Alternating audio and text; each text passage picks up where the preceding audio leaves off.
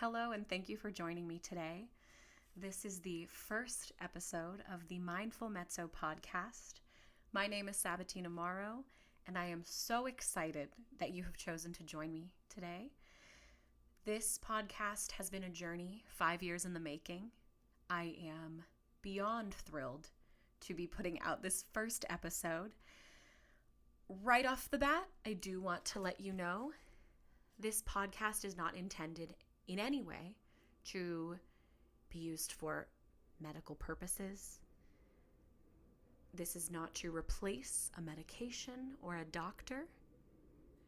This podcast is purely a reflection of mindfulness from one artist to another, to answer questions and to field thoughts that I have been presented with over the past few years.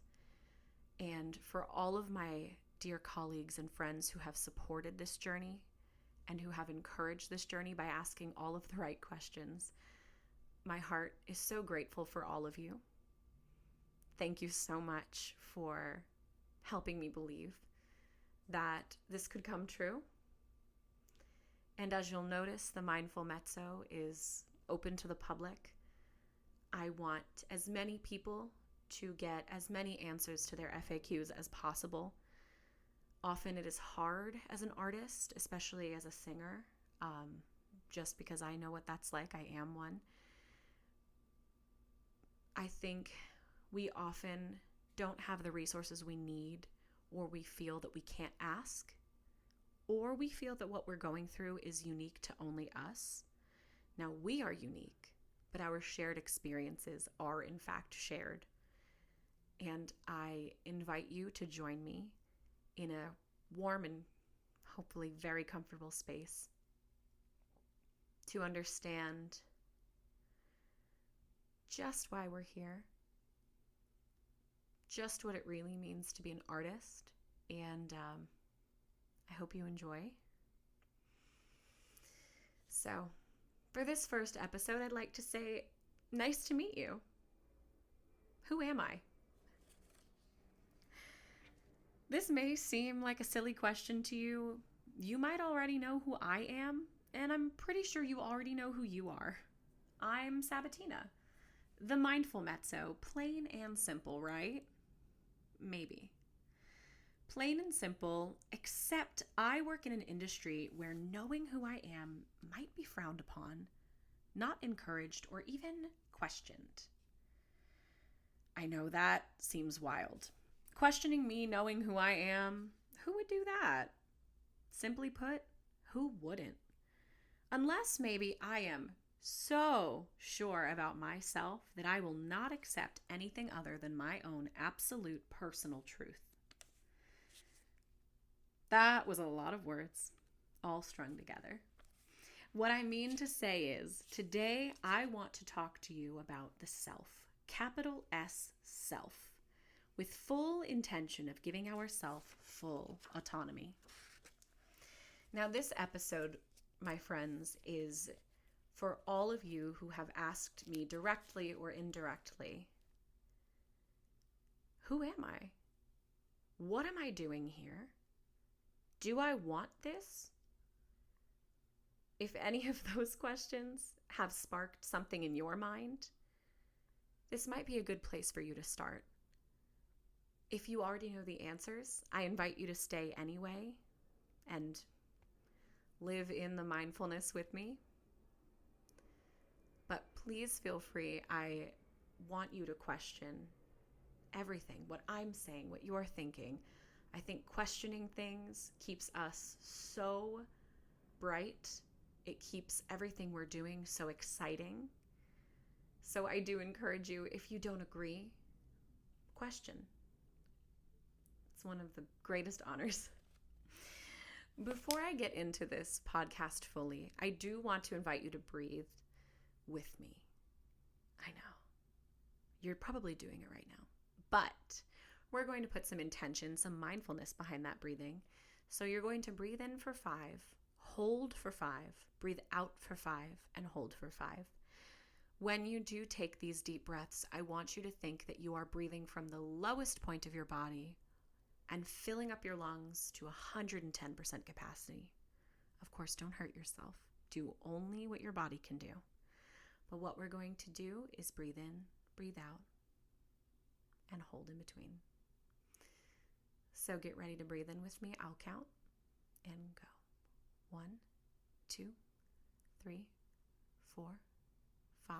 Hold. 1, 2, 3, 4, 5. Out. 1, 2, 3, 4, 5. Hold. 1, 2, 3, 4, 5. Please feel free to pause here and do that again if you felt calmed or happier or just generally relaxed or mindful. It's an important word here. Please feel free to do that again. When you're ready to join me again, come on and join me. So, who am I? How do we identify who we are? I hear so often from artists that my identity is my art form, but they don't usually say it with such definition. What they might say, and what I may have heard in the past, I am a painter, I am a singer, I am a French horn player. I am is such an interesting way to introduce yourself. It's important too. Usually you'd say, I am my name. But, like I said earlier, we are here to question. I want to challenge that introduction. Let's start with reframing. What if you are not an artist, but instead a person who creates art? Now, I know I've just crossed a line for some of you, but I implore you, stay with me. I promise it gets better. What if you are not an artist, but a person who creates art? Sometimes I prefer to introduce myself to others by saying, my name is Sabatina and I sing. My voice type is mezzo-soprano. Rather than saying, my name is Sabatina, I am a singer, I am a mezzo-soprano. Why the difference? Why do I go to this extreme length to add all of these extra words to my sentences? Well, I like to believe that I am taking the autonomy away from the art form or job and giving it to myself. We often will say, I work for, I sing for, I am this, I am that. Sometimes I want to simplify it, personally, impersonally. I am Sabatina and I do those things. I just want to be one thing at a time. And usually that thing, that hierarchy of things to be, myself is at the top. My capital S self, she is standing alone at the top of the mountain, on top of all the other things that she's done. Not necessarily all the things that she's been.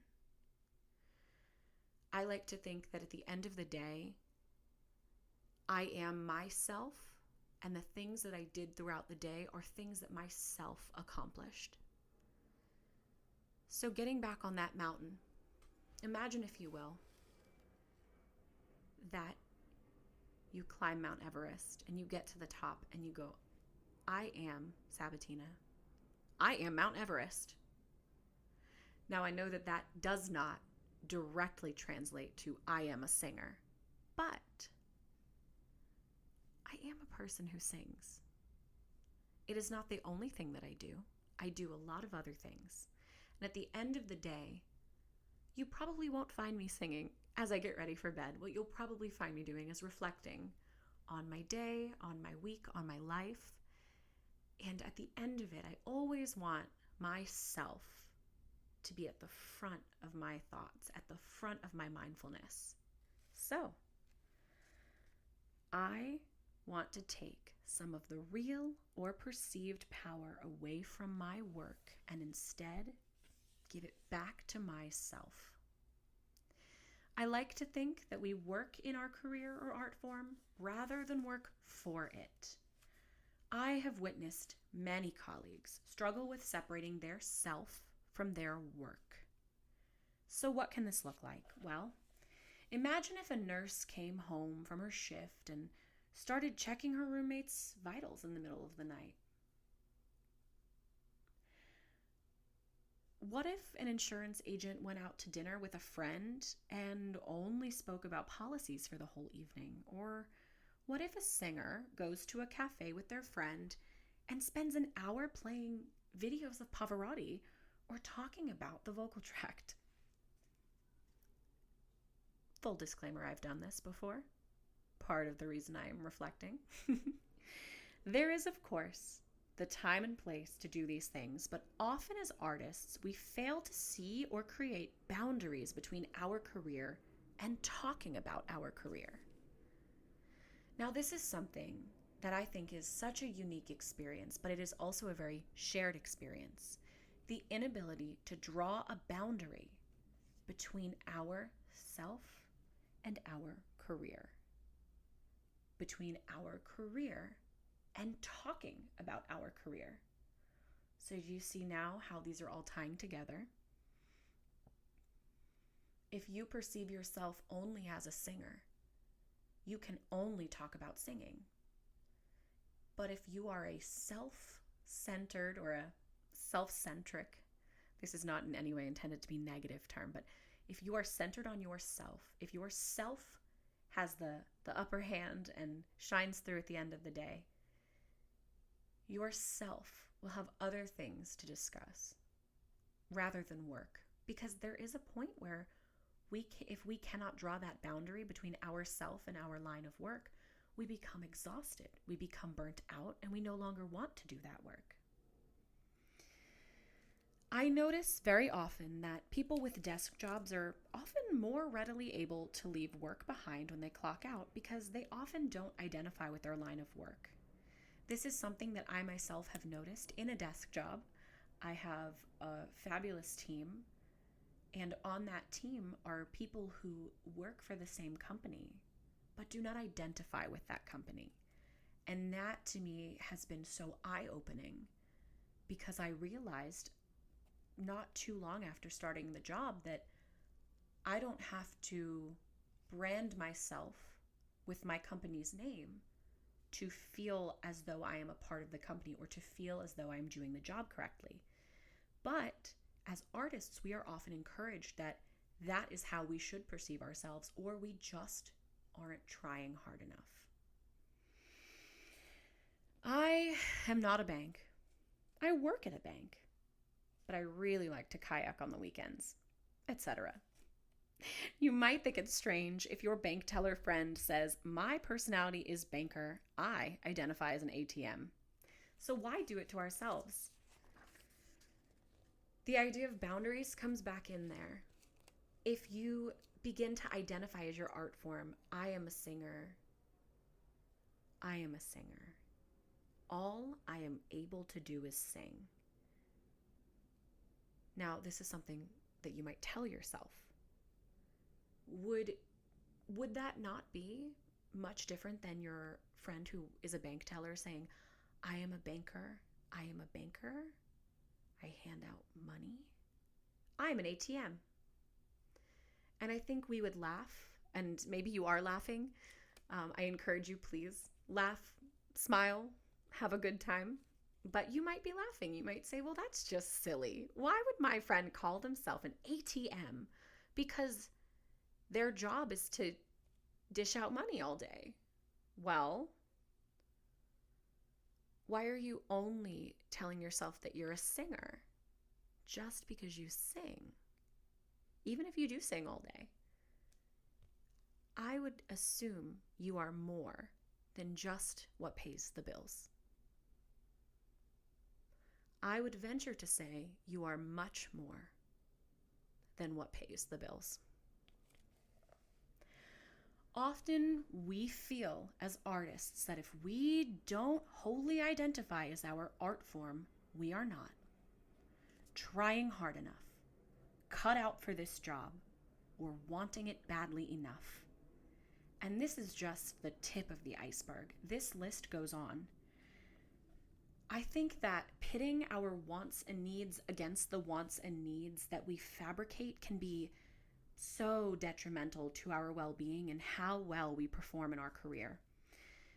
There will always be something we can make up in our head to compare ourselves to, but what if we just let ourselves be and only accomplish what is fulfilling and real rather than what stresses us out or maybe fabricated? What is fulfilling and real versus what stresses us out or may be fabricated? Going back to those 3 questions that I mentioned earlier, are we trying hard enough? Are we cut out for this job? Are we wanting it badly enough? I don't know about you, but I would wager that you didn't just come up with those ideas. If you are asking yourself those questions, I want to know. You don't have to tell me, but I want to know. Have this conversation with yourself. Did you come up with those questions on your own? Or did you get those questions from someone of a higher rank in the industry? Someone else around you who is asking themselves this question, or maybe you this question? Did you pick it up from an online forum?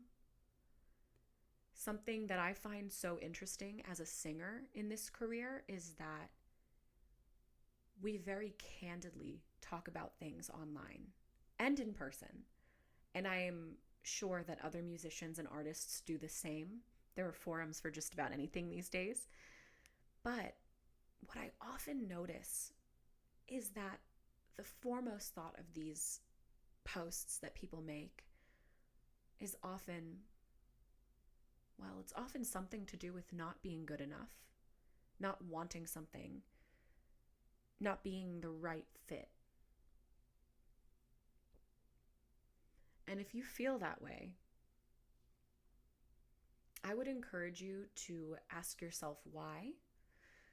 We will get into that in a different episode, of course, but breaking the ice that stands between ourself and our inability to feel self. I think there's a ton of metaphors and imagery that come up, but I'll leave it general. I don't ever want to get too specific. But imagine that your self is under the water and your fabricated self, the fabricated stress and the fabricated questions are above the water. If you break that ice by asking those questions, who said I'm not trying hard enough? Who told me I was not cut out for this job I chose? And when did someone convince me that I didn't want this badly enough? I encourage you to ask those questions and break that ice and see if you can find yourself under that ice. Now, I do want to touch upon the concept of fabricating stress. In no way do I mean that your stress is not valid. What I mean is that oftentimes, and I do this all of the time, whether you have anxiety or not, whether you are in this field or not, we will often create scenarios that don't exist in a way to protect ourselves, because different theorists have talked about this, but if I create the worst case scenario in my head and I fight that imaginary dragon and I win, then if it ever happens, I will know that I am ready to handle it. But oftentimes what that does is it puts stress and anxiety in our bodies that was not there before. And then when that imaginary situation never comes true, we are stuck with those negative, upsetting feelings and nowhere to put them. So I encourage you to listen to your right now, in the moment wants and needs, rather than project what you might want or need. I think one of the best ways to get into mindfulness is to just take it one step at a time. put one foot in front of the other and see just how much you can do right now. And there is no ceiling or floor. It is only what you can do and what you need. Now, I know that for this first episode, I've given you a lot of open-ended questions. I wanted to let you come up with your own answers. I wanted you to come to your own conclusions rather than tell you my thoughts. Now, I know that my questions were interlaced with thoughts because this is a podcast. But I do encourage you to write down what you're feeling and see how it ties into your life and your perception of your career. Whenever you maybe listen to this podcast or a future podcast, I hope you stay for the journey. I would encourage you to, bring a pad of paper with you, scribble some notes down. If you feel so inclined and you have questions, I would love to hear them. Some things that I personally like to use for reflection that I want to share with you. Now, again, these will not be for everyone, but they do work for me.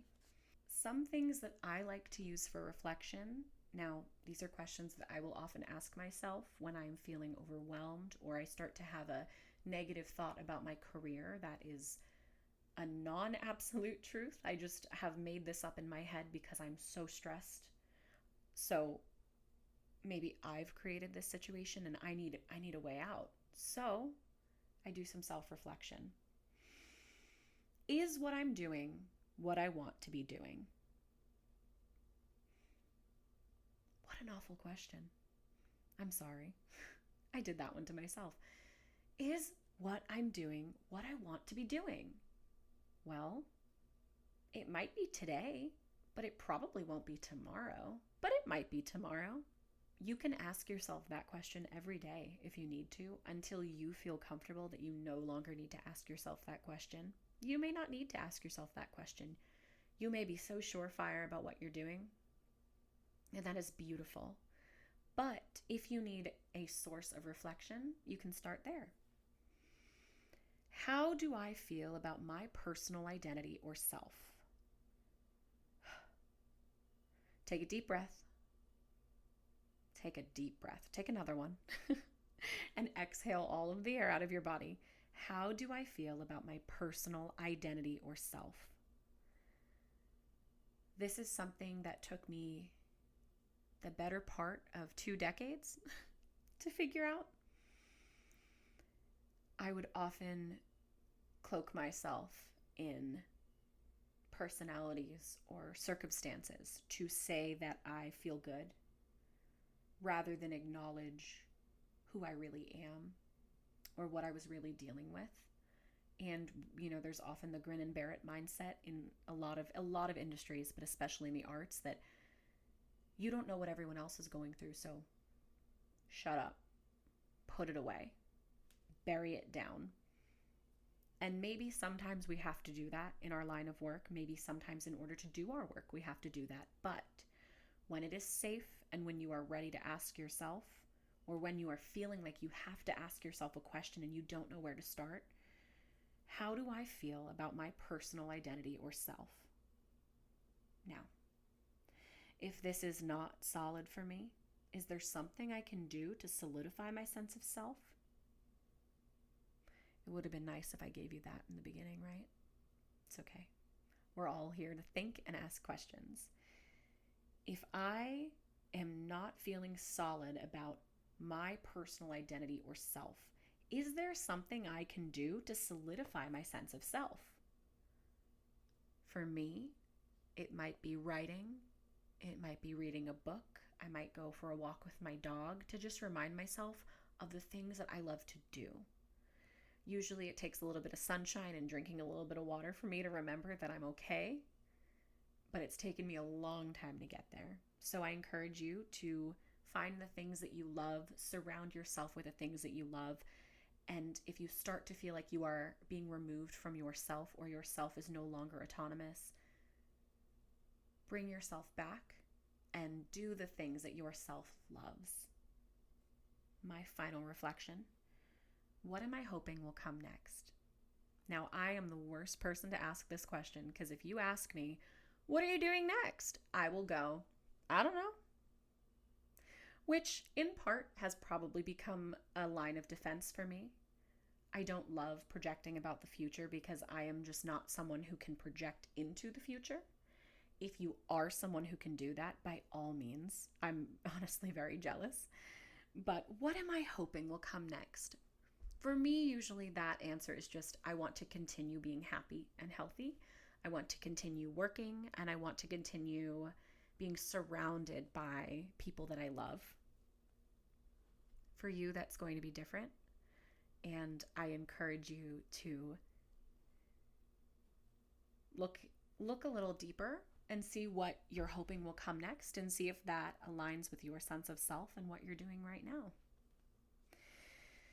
There are, my friends, thousands of questions I can ask you and you can ask yourself. But for this first episode, I only wanted to scratch the surface of the artistic self. As I mentioned earlier, I am absolutely open for you to send questions that you would like discussed. I encourage you to maybe send me a message about a topic you would like. If something in this podcast sparked an interest or maybe even irked you a little bit, I would love to hear what it is that you maybe didn't align with, or maybe you did align with, but you need a little bit more context or deeper meaning. All of those things can, of course, become, jump starts for other podcasts or just really, really good conversations. And I do encourage you to be candid, continue being candid with your artist friends. There is so much beauty in asking why and asking how are you and really listening to what people have to say when you ask. As always, this podcast is not intended to replace medical help or act as medical resource. This is simply a podcast by an artist for artists. Before we go, let's do one more round of breathing in fives. So get ready to breathe in. And 1, 2, 3, 4, 5. Hold 1, 2, 3, 4, 5. Out 1, 2, 3, 4, 5. Hold 1, 2, 3, 4, 5. Try connecting your mind with your body. Feel your feet on the floor and go out in the world. Knowing that you are where you need to be is crucial, but knowing that you are where you need to be is also hard. I encourage you to go out into the world knowing that you are where you need to be, and that if you aren't there yet, you alone have the power to take yourself there. You are talented. You are wonderful. Embrace yourself. Celebrate yourself. Again, my name is Sabatina Morrow. I am the Mindful Mezzo, and I am so honored you chose to join me for this very exciting inaugural journey. I really hope to see you next time. Bye.